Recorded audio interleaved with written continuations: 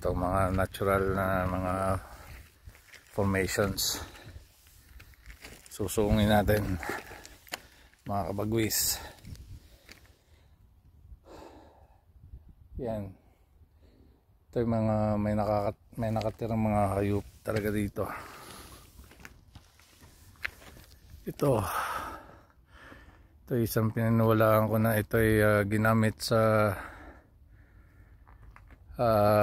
ano ni Kristo, ginawang corona.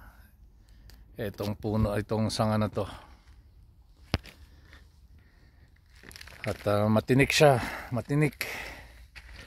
Ito yun na ginawang corona ni Kristo. Wala akong ano dahil ito yung nabubuhay sa disyerto. Yung mga bato na yan, thousand of years na to, makikita nyo. Magandang mga formations dito. Susungin natin. At ang aking paa may tinik.